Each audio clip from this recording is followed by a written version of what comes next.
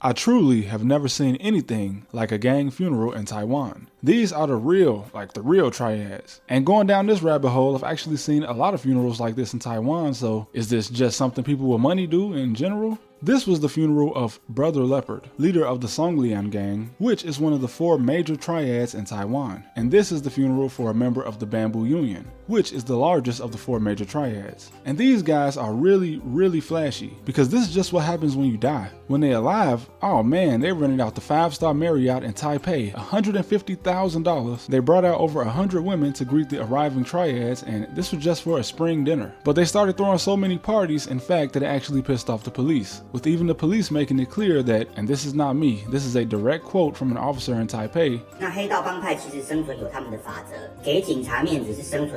So the problem is not even the fact that the gang exists, it's the fact that they made the police look like idiots. So they started raiding all the clubs and hotels that the Bamboo Union was throwing parties at, and essentially they only got arrested for embarrassing the police. Understandable, I guess. These guys were tied to 76 kidnappings. And then I found the video of heavily armed police waiting outside the main office of a political party in Taiwan. But they're waiting here because a gang meeting is about to take place. So are you guys providing security for this event? This was in May 2025, and apparently the leader of the Bamboo Union had just died. And the police were expecting the senior gang members to come and elect the new boss. And when I saw that, I was like, okay, this is a setup. Right? They're gonna arrest these guys as soon as they get there, but no, they just let them in, they ate, had a good time, and again, the police seemingly provided security for this event. The news caught up with a senior member leaving, and they asked him, hey, did you guys just pick a new gang leader? And he said, no, I don't even know what you're talking about. He did know what they were talking about, and not only does he also have a cool name, the White Wolf, but he used to be a leader of the Bamboo Union triads, and he was 100% in here on gang business. Also, remember when I said this meeting was at the headquarters of a political party? Well, that party is called the Chinese Unification Party. The Chinese Unification Party. Which, if you know anything about China and Taiwan, then this is very interesting because the entire reason for Taiwan's existence is the fact that it doesn't want to unify with China unless it can be in charge, of course. So as you can imagine, many believe that the Beijing government supports this group despite knowing about its criminal ties. But this all started when I saw a double shooting in the Taipei City News. And it happened outside of the Tianlong Spa, which people have alleged to be a known brothel, but it's kind of unclear. From the reviews though, it is clear that adult entertainment gets played on a projector for some reason. And the translation on their article is very rough, but it says that the men shot outside of the spa were Wu Mingda and one of his associates. And Wu is apparently a known gangster, part of the Weijin group or Weichin, and he and his associate both survived with minor injuries, and the shooter turned himself in. And the news also implies that the shooter's job was just to wound the gang leader and not kill him because it was supposed to be a warning, since he had 15 bullets and only fired 4. But once again, a very questionable response from the police. Police in Taipei announced that in response to this bold gangland shooting, literally in the middle of the city, they said, we'll look into it for the next week and a half, but that's about it. Why is there a time limit on this? Why is the time limit so short? Some would argue this kind of makes the police seem like they either don't care or are very corrupt. And yeah, Taiwan is definitely not a place you can describe as dangerous, but like anywhere, once you affiliate with crime syndicates, you are 100% more likely to become the target of the little gun violence that does exist. And apparently for a place with very strict firearm regulations, here's a guy letting off 50 shots into a storefront. Here is what looks like a kid shooting into a temple. And this is apparently a tactic of many gangsters in Taiwan because I learned about it through a man called Duckhead, who was a gang member known for being ruthless, as he was accused of letting off 20 shots into a house and a pawn shop owned by his rivals in 2022. And the man's house he shot up, Lin, also known as Lemon, responded by ramming his car into Duck's house. But Duck was eventually gunned down in 2024 in Kaohsiung City by a man known as Fatty.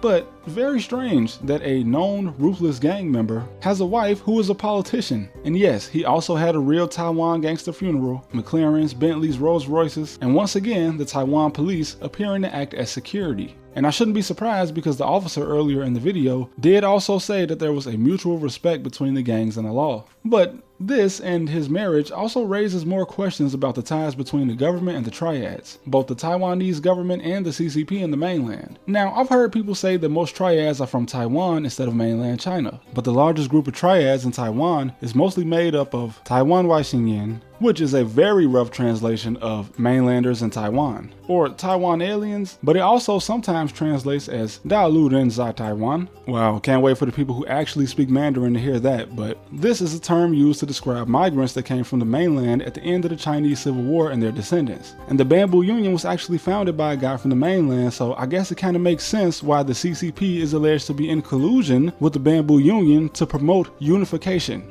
with the CCP. But jokes aside about the police, Taiwan usually ranks as one of the top 50 most transparent countries, signaling that it's not that corrupt, although recently there have been a few corruption scandals in government. But regardless, when things happen involving one of these groups, it's often done in a way that shows little regard for the law, like when members of the Songlian gang beat a guy at the entrance of a Taiwan police station. But interestingly, despite the Bamboo Union being well known, it seems like the more information I read about them, the more questions I have. They've been known to be loan sharks involved in drug and human smuggling, as well as in the past contract killing. But where's the money coming from? Yeah, they could possibly be tied to the drug trafficking in the Golden Triangle, but that still doesn't answer any of my questions. These are guys that pop out in over $5 million worth of foreign cars and show off their wealth like a drug cartel in Mexico. But the difference is the police in Mexico at least say they're trying to arrest these guys, while in Taiwan, the triads make news appearances, the police guard their dinners and funerals, and the government in Taiwan even accuses mainland China of sponsoring organized crime by using triads to support unification, while also allowing a former triad leader to operate a legit political party that's pro-unification.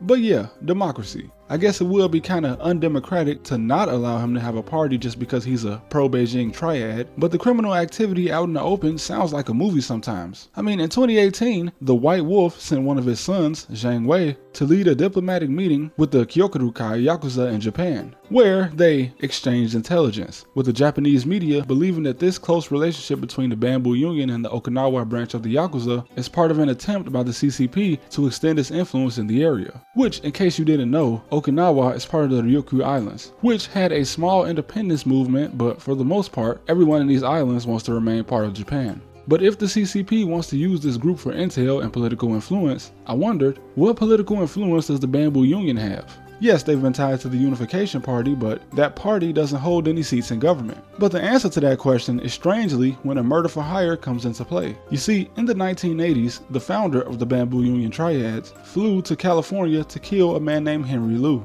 Henry was a journalist that immigrated to the United States and started criticizing the ruling party of Taiwan. And when the killer flew back to Taiwan, the United States implicated him in the murder and he was arrested. But when the US requested that he be extradited to face charges in the US, Taiwan said no, and 6 years later, he was released from prison. But where this connects to the Taiwan government is when Vice Admiral Wang Xiling was accused of being the one who ordered the hit, which is not all that surprising when you realize that he was also the head of the Intelligence Bureau, or essentially the CIA of Taiwan, and even though he was sentenced to life in prison in Taiwan for his role in the crime, he was also released 6 years later after receiving special treatment in prison, since apparently his cell had a kitchen and a private room, and it was big enough for his family to come and live with him during his sentence. And yes, he was granted clemency by the president. So here we have the government of Taiwan seemingly not wanting to punish a high-ranking official or his paid triad hitman. But since this was a plot against a dissident of the ruling party, it's possible that this happened before the CCP was fully supporting the group. But this actually makes the government look even more suspicious, since the triads still appear to be able to do whatever they want no matter which party they support. But it doesn't stop here.